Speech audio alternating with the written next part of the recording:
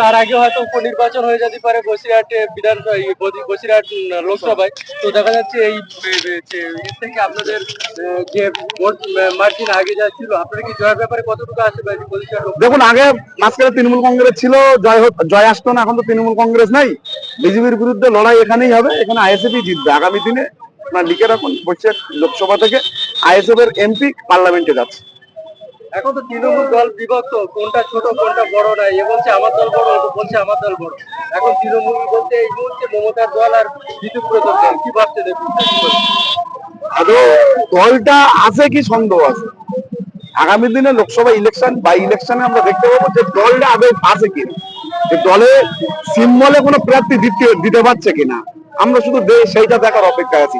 আর এই যেসব নেতারা আছে পঞ্চায়েত স্তরে, বুথ স্তরে, বিধানসভা স্তরে, এরাই এখন দিশেহারা। এরা সিদ্ধান্ত নিয়েছে যে তৃণমূল বলে আর যখন দল নেই, আমরা আইএসএফটা করবো। তারপরেও বলছি, আমরা দুর্নীতি মুক্ত যেসব লিডার গুলো আছে তাদেরকেই আমরা জয়েন করছি। বসিরহাট উত্তর বিধানসভা তাহলে কি লড়াই একমাত্র বিজেপির সঙ্গে? একদম 100% বিজেপির সাথে আইএসএফ এর লড়াই হবে। এখানে অন্য কোনো রাজনৈতিক দল, এই বিধানসভায় আপনারা দেখেছেন যে জাতীয় কংগ্রেসের পক্ষ থেকে যে প্রার্থী ছিল 3,500 মতো ভোট পেয়েছে। সুতরাং এখানে 3 লক্ষ ভোটের ওখানে 3,500 ভোট, নতুন করে ঘুরে দাঁড়ানোর কোনো জায়গা নেই। আর আমাদের জোট সঙ্গী ছিল যেহেতু বামফ্রন্ট, এটা ভালো রকম জানেন যে বামফ্রন্ট উঠেছে আইএসএফ এর অক্সিজেন। সুতরাং এখানে যদি লড়াই করতে পারে, আইএসএফ এর লড়াই করতে পারবে। আগামী দিনে বিজেপির বিরুদ্ধে লড়াই আইএসএফই করবে এবং আইএসএফই আগামী দিনে বৈশাখ উত্তর বিধানসভা নেতৃত্ব দেবে।